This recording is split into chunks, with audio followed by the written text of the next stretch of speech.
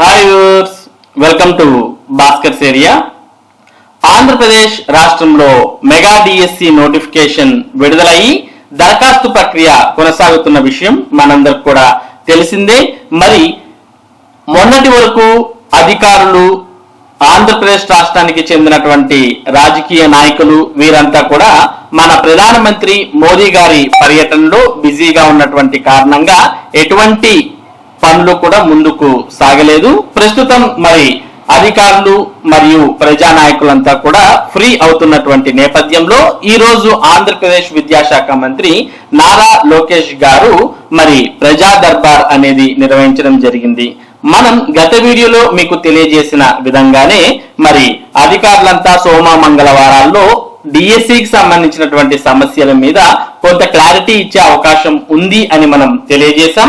అదే విధంగా ఈ రోజు మరి ఆంధ్రప్రదేశ్ విద్యాశాఖ మంత్రి ప్రజా దర్బార్ లో మరి ఎవరైతే విద్యాశాఖ మంత్రిని కలిసినటువంటి వారు ఉన్నారో వారికి కొన్ని విషయాల మీద స్పష్టత ఇవ్వడం జరిగింది. మరి ముఖ్యంగా మెగా డిఎస్సి మీద చాలా మంది అభ్యర్థులు ఎదుర్కొంటున్నటువంటి ముఖ్యమైన సమస్యలు ఏంటి అంటే ఆల్రెడీ మనం మీకు చెప్పాం. ఒకటి, వయోపరిమితి పెంచడం. గతంలో మరి ప్రభుత్వ ఉద్యోగాలకు దరఖాస్తు చేయాలంటే 42 సంవత్సరాలు ఉండేది. దాన్ని ప్రభుత్వం పెంచుతూ 44 ఏళ్ల వరకు మరి దరఖాస్తు చేసుకోవడానికి అవకాశం ఇచ్చింది. కానీ అభ్యర్థులు 44 సంవత్సరాలు కాకుండా దీన్ని 49 సంవత్సరాలకు పెంచితే బాగుంటుంది అంటూ మరి ప్రభుత్వాన్ని కోరడం జరుగుతోంది. ఎందుకంటే గత 7 సంవత్సరాలుగా డిఎస్సి నోటిఫికేషన్ అస్సలుకు లేదు కాబట్టి మరి ఈ నిర్ణయం వల్ల చాలా మంది జనరల్ అభ్యర్థులు ఈ మెగా డిఎస్సి నోటిఫికేషన్ విడుదలైనప్పటికీ దానికి దరఖాస్తు చేసుకోవడానికి అవకాశం లేకుండా పోతోంది. కాబట్టి వీరు ఈ సమస్యను మరి ప్రస్తావించడం జరుగుతోంది. ఇక మరొక రెండో సమస్య ఏంటి అంటే ఎగ్జామ్ ప్రిపరేషన్ కు సమయాన్ని పెంచడం. మరి ప్రస్తుతం 45 రోజుల పాటు డిఎస్సికి సమయం ఇవ్వడం జరిగింది. అంటే నోటిఫికేషన్ విడుదలైనప్పటి నుంచి పరీక్షలు జరిగేటప్పటి వరకు 45 రోజుల సమయం ఇవ్వడం జరిగింది. మరి ఈ 45 రోజుల సమయం సరిపోదని మరింత సమయం అంటే దాదాపుగా 90 రోజులు లేదా అంతకంటే ఎక్కువ డిఎస్సి నోటిఫికేషన్ ప్రిపరేషన్ కు సమయం ఇవ్వాలని అభ్యర్థులు కోరుతూ ఉన్నారు.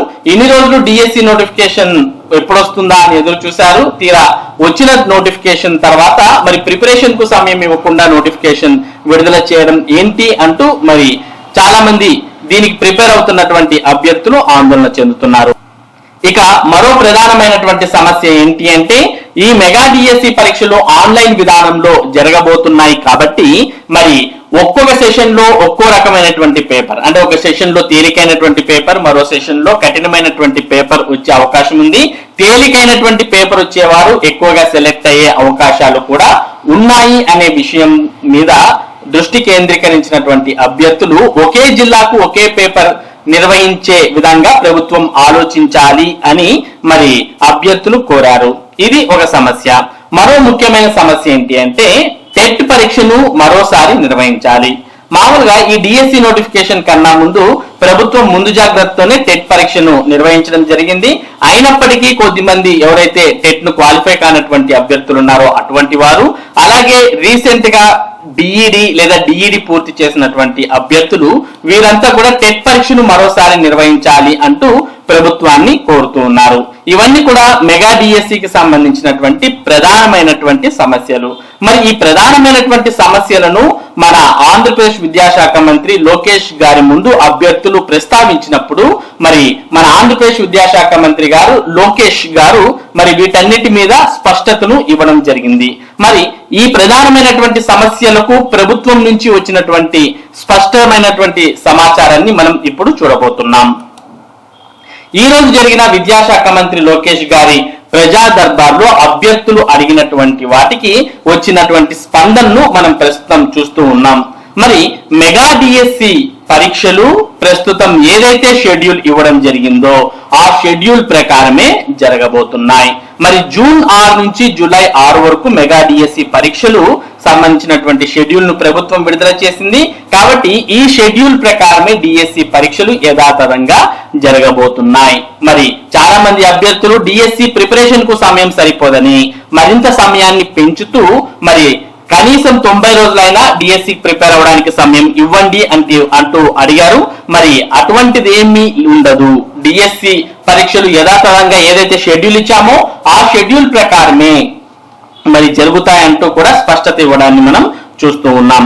మరి ఆల్రెడీ ఈ డిఎస్సికి సంబంధించి అభ్యర్థులు ప్రిపేర్ అవ్వడానికి మరి సిలబస్ అనేది కూడా విడుదల చేయడం జరిగింది.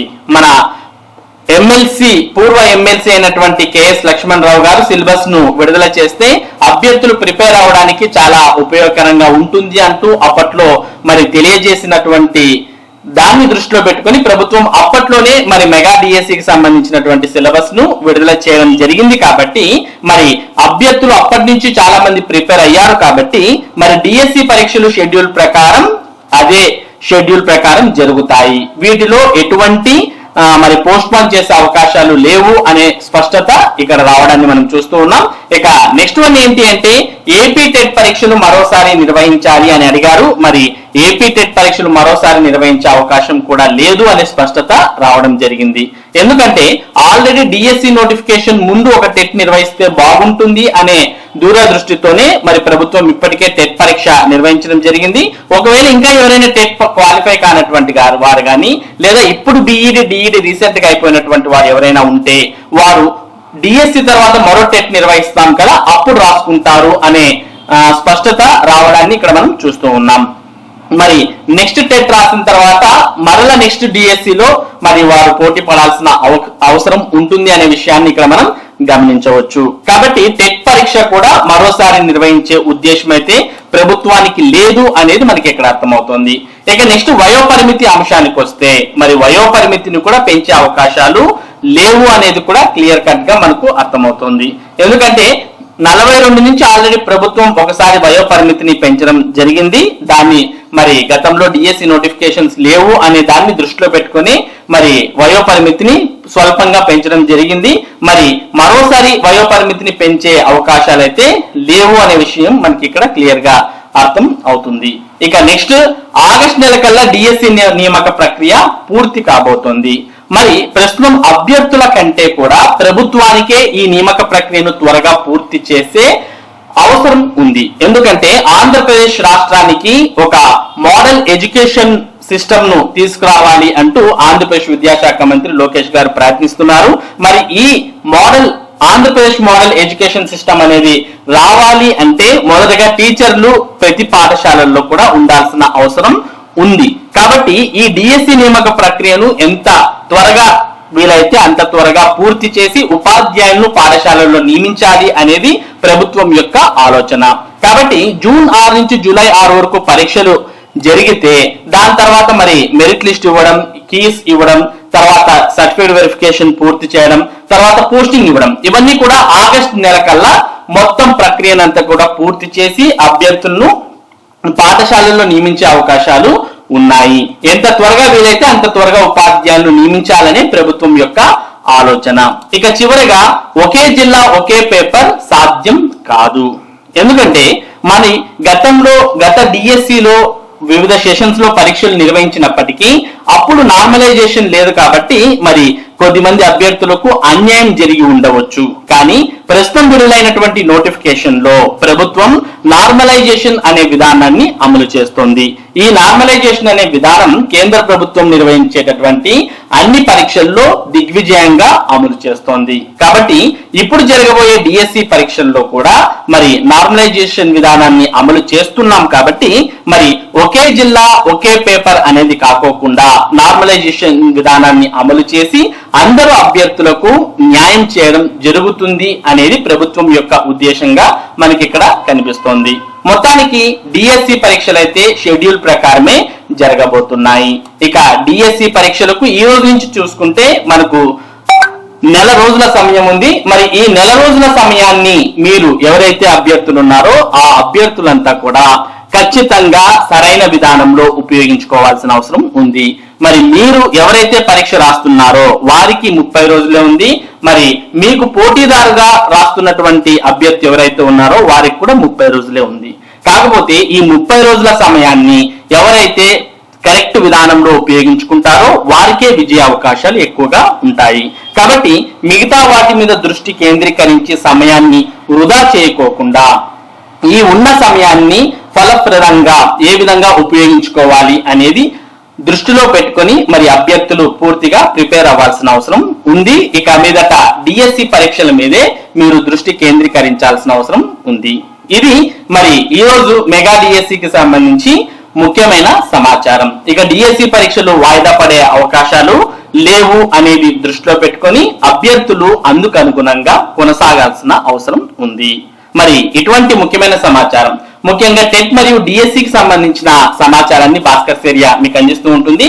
మరి ఈ సమాచారం మీరు మిస్ కాకుండా పొందడానికి మన భాస్కర్స్ ఏరియా యూట్యూబ్ ఛానల్ కు సబ్స్క్రైబ్ అవ్వండి. Thank you for watching this video.